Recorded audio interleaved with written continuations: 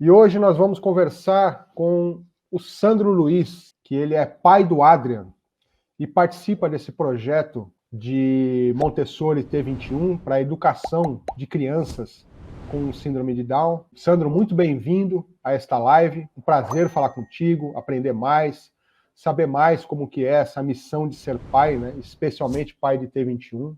O Adrian hoje está com 8 anos, né, Sandro? Isso. Então é ainda um início de uma caminhada, né? Uma jornada de ser pai, que eu sempre comparo essa jornada de ser pai como um caminho para uma vitória, para ser um herói na vida, né? Tanto a mãe quanto um pai, eles são pessoas que precisam trilhar esse caminho da vitória para que o filho também possa ser vitorioso, né? Em que momento que você sentiu que veio essa conformação para você, dizendo assim, olha, a realidade é essa aqui, é isso mesmo, e daqui para frente a gente precisa lutar para fazer o melhor possível. Foi logo no começo? Você sentiu assim que foi nos primeiros meses? Ou isso foi amadurecendo ao longo dos tempos? E por que eu estou te perguntando isso? Porque, assim, por exemplo, a gente vê que podem ter pessoas que estão nos assistindo que têm ainda crianças recém-nascidas e receberam a notícia mais recentemente, né? Então, como que é o crescimento dessa conformação?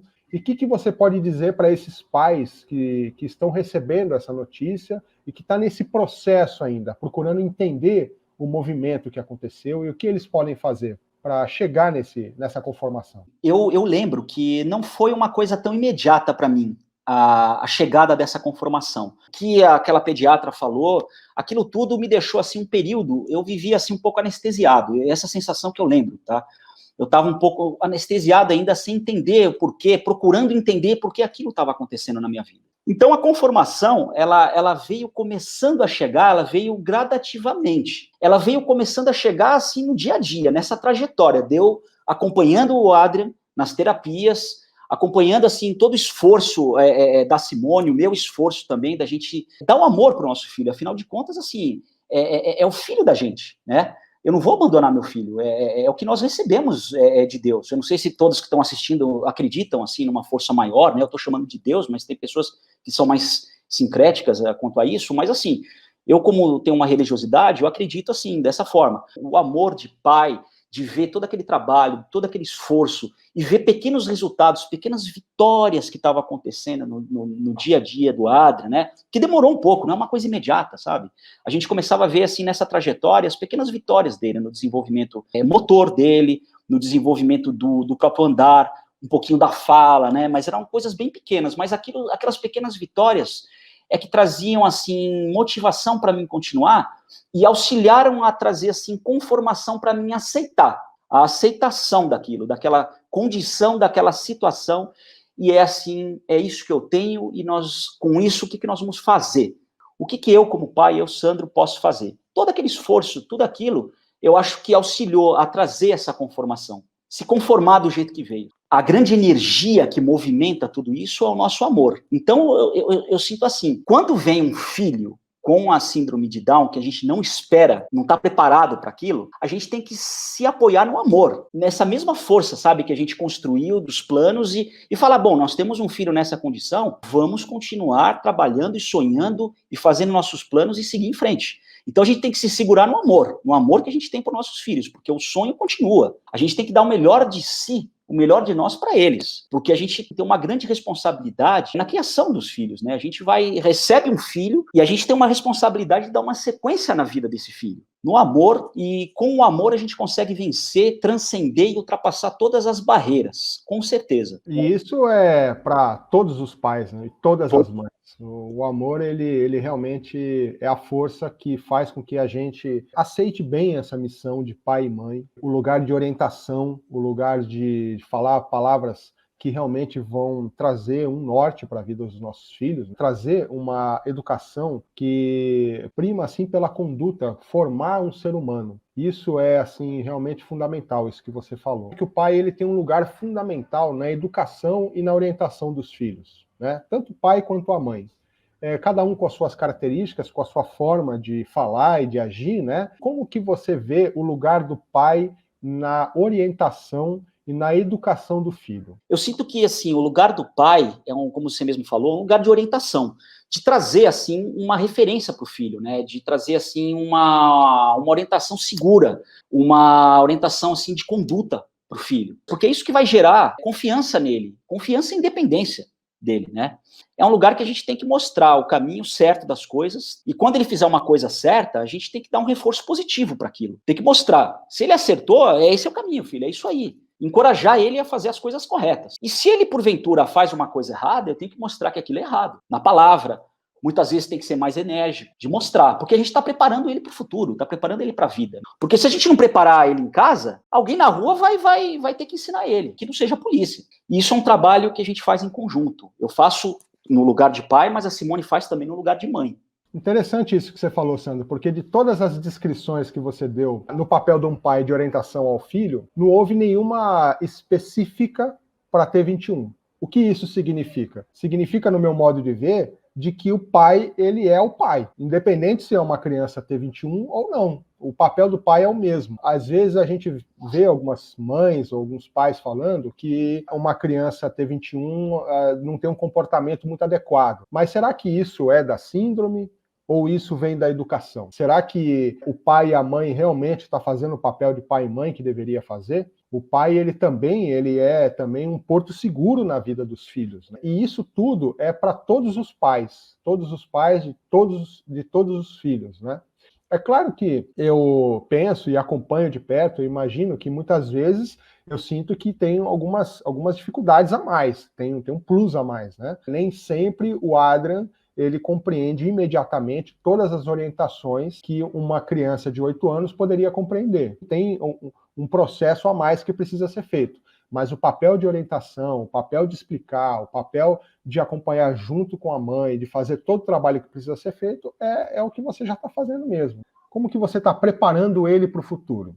É diferente preparar uma criança para o futuro sendo uma criança T21? Eu sinto assim que a gente tem que encorajar os nossos filhos a identificar neles as oportunidades, sabe? Mostrar que eles têm habilidades, mostrar que eles são capazes e que eles podem progredir e que eles também podem ser independentes, sem depender diretamente da gente. Então, isso começa cedo. O trabalho do T21, do qual eu acompanho, que eu venho fazendo com a Simone, pelas cidades aí pelo Brasil afora, e essa é a mensagem que a gente vem trazer, né? Esse trabalho que a gente vem fazendo. É trabalhando as crianças desde cedo para que elas possam mais na frente ter uma vida mais autônoma. Eu vejo assim, que não tem muita diferença. O que a gente almeja para uma criança que não tem T21 é a mesma que a gente almeja para uma criança com T21. Só que existe uma dedicação maior, existe uma técnica, existe uma necessidade, né, um pouco maior do que uma criança que não tem, vamos dizer, esse comprometimento intelectual. E você vê assim que as escolas estão preparadas para essa inclusão que o T21 precisa tanto? Eu vejo assim, algumas escolas estão trabalhando esse movimento de se preparar para a inclusão, porque a inclusão hoje já é uma realidade, não dá para fugir disso, entendeu? Mas assim, algumas escolas não estão ainda bem preparadas, embora mostrem, querem transmitir uma mensagem que existe a inclusão na escola, na prática não se vê. Quando só quem sabe é quem vai lá na escola e conhece como são os bastidores. Tá? E a gente vê casos em que a criança na escola, ela fica simplesmente lá com a turma se socializando, mas ela é deixada de lado em sala de aula. Quando começa mesmo o professor a ensinar em sala de aula, às vezes a criança fica lá no canto da sala, dorme, entendeu? Muitas escolas ainda não estão preparadas, não tem aquele monitor ou guia, né, que eles falam, que auxilia, vamos dizer, a professora com a criança especial. Tem escola que não tem isso ainda. Mas eu acho que assim, a escola, quando ela prega uma imagem que, olha, é uma escola inclusiva, ela tem que verdadeiramente se preparar para essa realidade, né? Ela tem que investir em profissionais, ela tem que ter o treinamento adequado, tem que ter um monitor para essas crianças, né? Não é apenas assim falar que é inclusão, tá todo mundo junto com a turminha, na hora do intervalo as criancinhas brincam ali com aquela criança com síndrome de Down, mas na maior parte do tempo ela fica de canto, jogada, não entende nada do que está acontecendo, entendeu? Isso não é uma inclusão verdadeira, né? Em casa, a gente procura fazer um trabalho, a Simone, e eu acompanho nesse trabalho, a Simone que é, vamos dizer, seria a mãe e professora regente aqui de casa do Adrian. Ela desenvolveu toda uma técnica, todo um estudo, que é o Montessori, é o método Montessori, e ela desenvolveu, vamos dizer assim, toda uma técnica para lidar esse método Montessori com o síndrome de Down, né, para trabalhar com crianças com síndrome de Down. Então, o trabalho que ela faz aqui em casa é um trabalho em paralelo com a escola, que dá um reforço para o Adrian, que é o trabalho de alfabetização. Hoje o Adrian está numa fase de alfabetização, ele já passou pela pré-alfabetização e alfabetização. Só que antes de chegar nesse ponto, ele já veio, já desde antes, num trabalho já de vida prática, sabe, de auxiliando a gente nas tarefas do lar, botava ele para ajudar a organizar as coisas do lar. Então, assim, é um trabalho que cabe também aos nossos filhos auxiliar a gente, e com isso eles vão aprendendo a desenvolver coisas que auxiliam a parte cognitiva deles, até chegar no processo, nesse ponto de alfabetização, que o Adrian ele tem uma família, ele tem primos com idades próximas, uns mais novos, outros um pouquinho mais velhos, né? E eu acho que é importante o trabalho dos familiares mostrar para as crianças essa questão da inclusão. Por que o Adrian é diferente? Porque o Adrian, assim, ele quando vai brincar na casa dos primos, ele não entende, então, assim, um pouco das regras das brincadeiras, né? Então, as crianças, muitas vezes, não entendem, principalmente na escola. Querem fazer uma brincadeira, querem trazer o Adrian para dentro da brincadeira, só que o Adrian não compreende, a criança tem, com T21, ela tem uma deficiência nessa parte cognitiva. Ele pode até iniciar a brincadeira, só que chega um ponto que ele vai sair fora, vai começar a gritar, vai bagunçar, entendeu? E as crianças também não entendem, simplesmente deixam a criança de lado. Então, acho que qual que é o papel importante da família? É mostrar por que essa diferença dessas crianças, mostrar o diferente. Acho que esse que é o trabalho inicial da inclusão. Começa embasado na família, mostrando para os filhos o porquê que ele é diferente. E mostrando que ele tem também, além das dificuldades, ele tem as habilidades dele. Antigamente, quando os pais recebiam uma criança T21, aquela criança, vamos dizer assim, né, ela já estava condenada a não conseguir ter a autonomia dela, porque já não tinha aquela dedicação. Aquilo já era um bloqueio, um limite, e parava ali, né? Por exemplo, tem aquele filme da Maria Montessori, que a gente já assistiu junto algumas vezes, né? Mostravam crianças com necessidades especiais que eram isoladas da sociedade.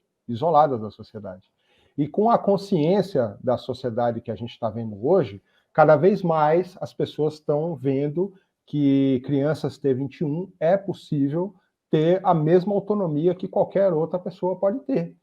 Com esse trabalho desde pequeno, como você tem explicado, que a Simone faz, que os pais fazem com os filhos, essa dedicação dos pais com esses filhos, plantando essa semente da autonomia desde criança, então a possibilidade deles terem essa autonomia como adulto é praticamente certa, depende muito dessa dedicação, né? E aí a gente vê que muitas vezes, em muitas famílias, a dedicação nessa construção da autonomia dos filhos, ela fica muito para o lado da mãe. Muito para o lado da mãe, né? Às vezes o pai tem uma postura até um pouco de rejeição, assim, um pouco de inconformação, conforme a gente falou no início da live, né? Então, mais uma vez, reforçando a importância da distribuição do papel da mãe e do pai, para que ambos possam ter uma participação efetiva na criação da criança, plantando essa semente da autonomia, porque hoje é absolutamente tranquilo uma criança T21 se transformar num adulto, chegar a ser um adulto com autonomia, a mesma autonomia de qualquer outro tipo de adulto, né?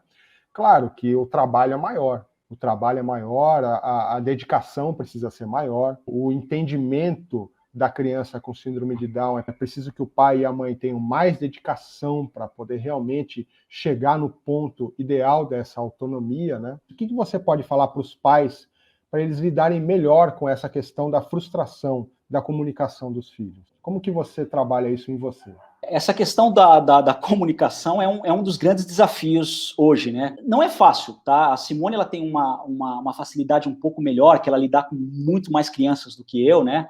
Mas eu procuro, assim, trabalhar um pouco aqui com a Adrian mais, né? Mas, para mim, ainda é um pouco de dificuldade. Tem algumas coisas que eu entendo, tá? Tem algumas coisas que eu entendo, eu não preciso apertar a tecla SAP, vamos dizer assim, né? Consigo entender o que ele quer, pelo costume, né? Pela convivência que a gente já tem, mas quando ele começa a falar rapidamente, porque ele tá feliz, é um pouco difícil entender. É um pouco difícil entender ele, né? Eu estou procurando uma forma de tentar entrar no mundo dele, para entender da perspectiva dele as coisas. Mas fazendo um trabalho também com ele para desenvolver essa fala. Também não é assim, só ficar parado e achando que ele não pode melhorar. Ele pode melhorar. Então, assim, a gente está desenvolvendo um trabalho. Eu acho que os pais, eles podem dedicar, sabe, como eu estou procurando fazer aqui comigo, dedicar um tempo maior de atenção e tentar entender qual é a comunicação do filho, porque eles estão querendo se comunicar de alguma forma, entendeu? O difícil é traduzir a linguagem, então a gente tem que dar perspectiva, assim, nesse momento, de tentar entrar no mundo dele, perguntar para ele, o que você quer, o que você está me mostrando,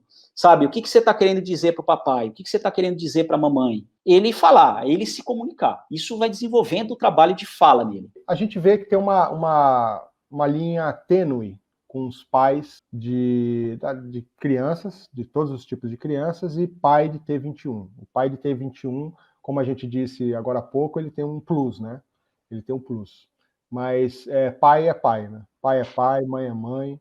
A gente sabe que as famílias que recebem crianças especiais realmente precisa ter uma força sobre-humana. Mas, assim, Deus não dá o cobertor curto, né? A gente recebe uma missão de vida do tamanho que a gente é.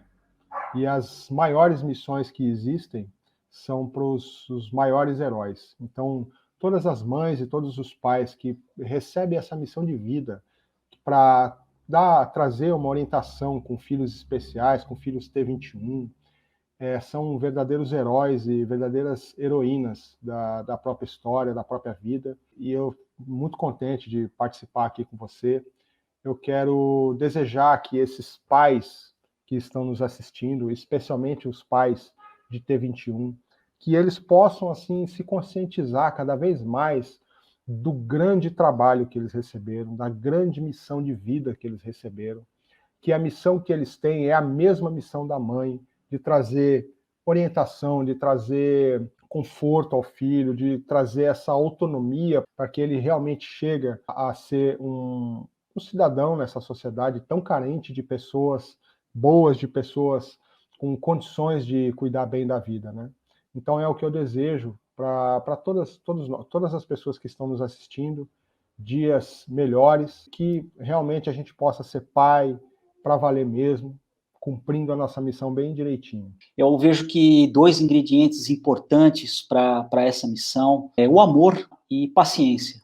Exige muita paciência, tá? Para criar um filho com T21, exige um tanto de paciência. Mas o amor é o grande ingrediente que a gente precisa ter, dando todo o suporte necessário para que eles possam ser felizes e continuar na sequência dos sonhos deles, sabe? A gente tem que dar essa base para eles, essa base que é a autonomia. Então, a gente está trabalhando lá atrás, desde o começo, estímulos, estamos se estimulando, depois vem outras fases da criança, até chegar ao ponto onde eles vão alcançar uma independência. E acho que vai ser muito bonito para mim, quando o Adrian tiver os seus 18, 19 anos, já entrando na vida mais adulta, eu poder olhar para ele e ver, assim, que algum trabalho que eu fiz, alguma contribuição que eu e a Simone fizemos, surtiu um resultado, sabe? Ver que ele pode estar com a independência dele, ele pode ter um lar dele, ele pode estar casando, ele pode trabalhar. É o meu sonho, sabe? É ver, assim, uma realização, que